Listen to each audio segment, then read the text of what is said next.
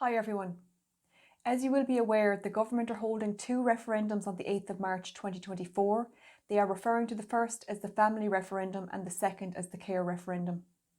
In this short video, we will discuss the Family Referendum.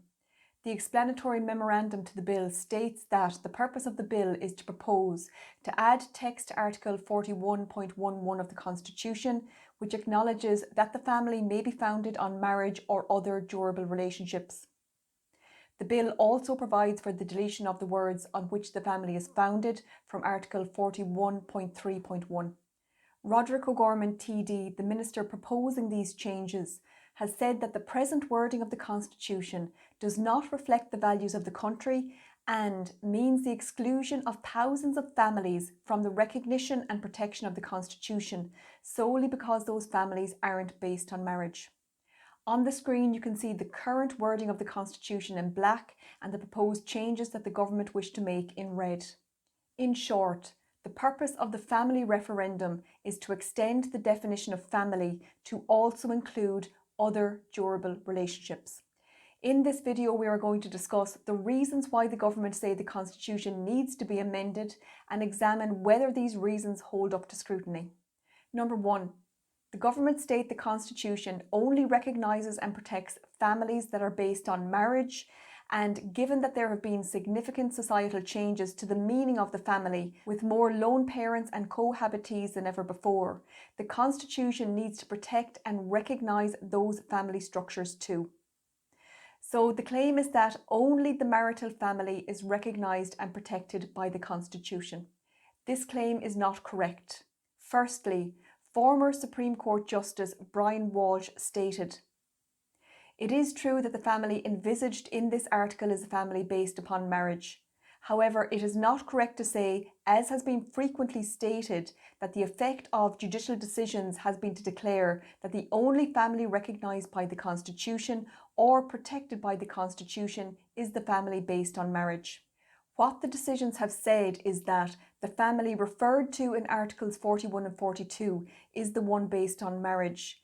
The courts have said that other articles of the Constitution may be availed of and invoked by what have been called natural families.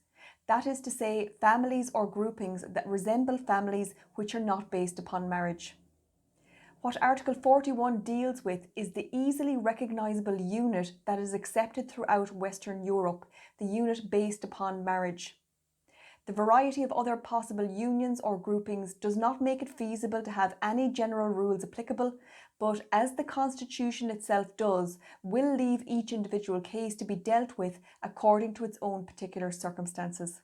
Secondly, as recently as the 22nd of January 2024, the Supreme Court held in John O'Meara and others versus the Minister for Social Protection that it was unconstitutional to deny an unmarried father of 3 a widower's pension simply because he was not married.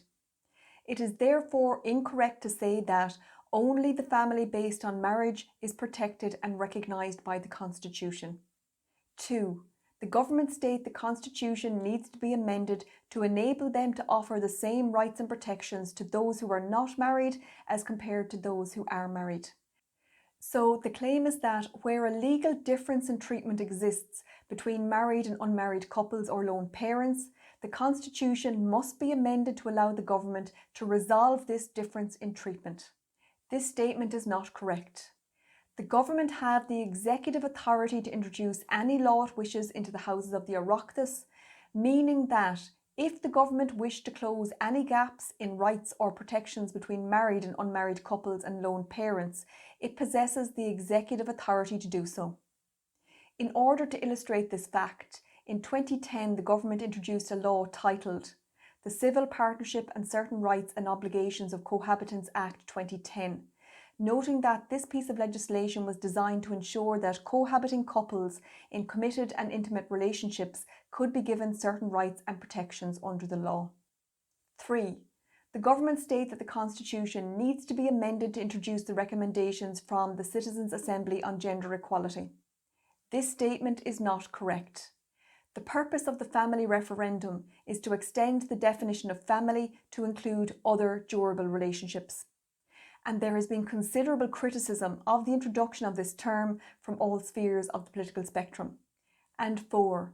The government state that the Constitution needs to be amended to extend the protections offered to the family under the Constitution, which they say are limited to families based on marriage, to include other durable relationships, as this would ensure that all such protections are extended to lone parents and cohabitees whether they have children or not. This statement is not correct. As the term other durable relationships is both undefined and unlimited in scope, the government cannot say what type of relationship will or will not be considered a durable relationship, and this gives rise to at least 2 significant concerns. 1. The government say the purpose of the family referendum is to extend the protections that exist for the marital family to also include lone parents and cohabiting couples. But because the term other durable relationships is undefined, what is a durable relationship will be for a matter for the courts to decide, meaning that it is quite likely that lone parents and those cohabiting will have to challenge the definition of durable relationships through the courts. And 2, and even more significant, is the fact that the term other durable relationships is unlimited in scope, meaning that no one knows how far the remit of durable relationships may extend. And for this reason, TDs, senators and the Electoral Commission have raised concerns that other durable relationships may include the following: friends living together who are not in an intimate relationship. Sorcha Clark TD. Couples, which does not necessarily mean people in an intimate relationship, who were invited to weddings together or send Christmas cards in joint names. The Electoral Commission. Polygamous marriages. Michael McNamara TD. Foster children in relation to contesting a foster parent's will. Senator Sharon Keoghan. Persons engaged in extramarital affairs in relation to contesting their married partner's will. Senator Sharon Keoghan. And family and friends and extended family and friends of asylum seekers.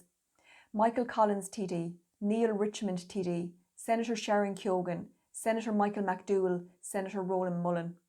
In my view, the reasons expressed by the government for why the Constitution needs to be amended do not hold up to scrutiny. If you agree with my conclusions, the next obvious question you should ask yourself is, what is the real purpose behind this referendum? If you want an in-depth understanding of the background and potential consequences of a yes vote in the family referendum, please see the link below, which is a presentation I have been delivering around the country on this topic. Thanks for listening.